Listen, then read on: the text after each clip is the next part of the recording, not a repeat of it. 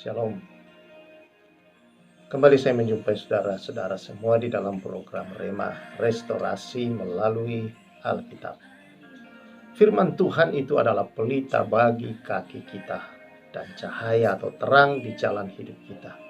Ketika kita mengalami berbagai hal dalam hidup ini, rasanya perjalanan hidup kita gelap, masa depan kita tidak pasti kelihatannya. Saudara, semua kadangkala dalam hidup ini seringkali kita hanya meraba-raba. Tapi dengan kita memiliki firman, saudara-saudara, ada penuntun. Dia seperti terang yang menerangi di setiap langkah demi langkah yang kita lalui. Kita akan melihat rencana Allah terjadi dalam hidup ini. Karena itu, biarlah hidup kita ini, saudara, ada senantiasa berjalan dalam kebenaran firman Tuhan. Karena itu, kita membaca firman Tuhan senantiasa sebagai pelita di jalan hidup kita ini, saudara. Nah, Keluaran 18 kita melihat bahwa Musa di sana menghakimi atau mengkonseling, kalau kita sekarang ini, saudara, bangsa Israel dari pagi sampai malam, satu persatu dengan berbagai masalah mereka.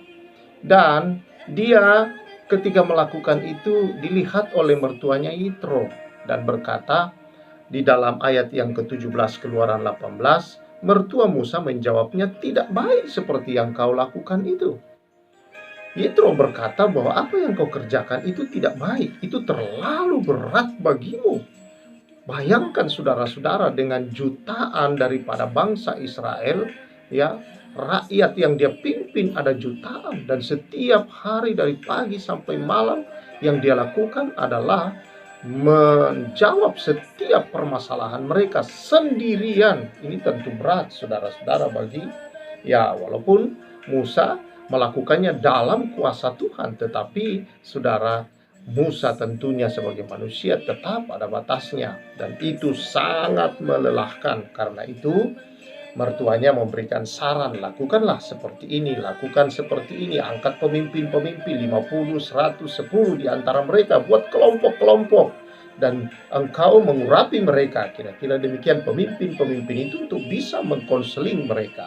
Dan di dalam ayat yang ke-24 dikatakan, Musa mendengarkan perkataan mertuanya itu dan dilakukanlah segala yang dikatakannya. Inilah pemimpin yang berhati hamba, saudara-saudara. Dia mau ditegur, dia mau dinasihati. Nah, seringkali saudara-saudara, masalah, kelelahan banyak muncul dalam hidup ini oleh karena apa? Karena kita merasa orang yang hebat sendirian. Kita merasa kita melakukannya sendiri bisa. Kita merasa bahwa tidak ada kekurangan pada diri kita ini, saudara. Dan kita tidak perlu penasihat-penasihat yang lain. Ada orang-orang yang seperti ini, saudara-saudara, yang begitu pembelaan dirinya terlalu kuat. Kalau diberitahu sesuatu, begitu jauh lebih pintar dia berputar, menyatakan seolah-olah dia tidak bersalah dalam hal itu, seolah-olah dia tidak membutuhkan orang lain, seolah-olah dia tidak membutuhkan saran, bahwa oh dia bisa kok, dia hebat kok, dia mampu kok, oh iya memang iya, selama ini biasa kadang-kadang, tapi saya sudah melakukan ini, saya. Dan akhirnya saudara-saudara yang saya kasihi, yang menasehatinya juga bingung, apalagi yang mau dikatakan, kayaknya orang ini sudah sempurna. Dan ini orang yang paling berbahaya seringkali, saudara-saudara. Orang seperti ini, saudara, dia tidak tahu bahwa dia dalam kesusahan. Dia tidak tahu bahwa dia sedang berada di dalam situasi yang menyulitkan hidupnya sendiri. Dan banyak yang saya temukan dalam pelayanan, seringkali orang ini mengalami kesusahan, dia minta tolong lagi. Tetapi saudara-saudara, ketika kita menasihatinya, oh dia pandai untuk menyatakan seolah-olah dia tidak bersalah dalam hal itu. Seolah-olah dia sudah menyelesaikannya, dia bisa menyelesaikannya juga. Dan inilah yang paling berbahaya, saudara-saudara. Nah, karena itu dalam hidup ini kita perlu memiliki hati seorang hamba. Sama seperti Musa. Kurang apa Musa? Hebat, dahsyat, luar biasa. Tidak ada yang seperti dia, dipakai Tuhan secara luar biasa, saudara-saudara. Kekuatannya luar biasa, tidak pernah menurun. Dikatakan oleh firman Allah, kekuatannya tidak pernah menurun, saudara. Di umurnya 120 tahun ketika dia akan meninggal di Gunung Nebo, matanya masih seger, tidak ada kabur, saudara. Kekuatannya masih dahsyat, luar biasa. Karena apa? Kuasa Tuhan atas dia. tapi dia mendengarkan nasihat mertuanya. Dia menghormati orang-orang yang layak, yang memberikan nasihat ke dalam hidupnya. Saudara yang saya kasihi, mari kita menjadi orang-orang. Atau mungkin kau adalah pemimpin perusahaan, mungkin kau pemimpin organisasi yang menurutmu kecil saja, besar pun iya, saudara-saudara, atau kau pemimpin dalam rumah tangga, engkau perlu nasihat orang lain, maka biarlah kita berhati hamba, kita senantiasa mengakui kalau memang kita membutuhkan hal itu, kalau kita memang bersalah dan kita mau memperbaiki diri. Karena ini adalah jalan untuk kita bisa maju lebih tinggi, lebih baik lagi dalam hidup ini. Untuk membuat rumah tangga kita lebih baik, saudara. Perusahaan kita lebih baik, saudara. Dan apapun, dimanapun kita memimpin menjadi lebih baik adanya.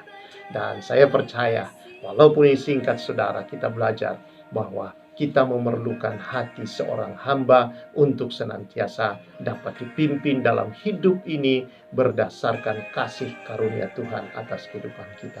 Tuhan memberkati saudara-saudara. Jadilah orang-orang yang memiliki hati yang terbuka senantiasa untuk mengalami perubahan demi perubahan dalam hidup ini untuk kebaikan rumah tanggamu, perusahaanmu, organisasimu, atau dimanapun engkau berada, terlebih untuk kebaikan pribadimu sendiri, dapat dibangun hubunganmu dengan Tuhan dan sesama menjadi semakin lebih baik.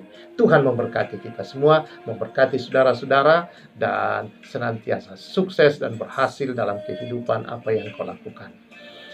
Kita bersyukur Tuhan berkati umatmu dan senantiasa hidup sebagai seorang yang memiliki hati hamba, yang memuliakan Tuhan dalam segala hal, dan senantiasa maju dalam hidup ini oleh karena Tuhan menyertai dan memberkati senantiasa, dan apa saja diperbuatnya berhasil demi nama Yesus. Amin. Tuhan memberkati kita semua. Saya sampaikan salam restorasi.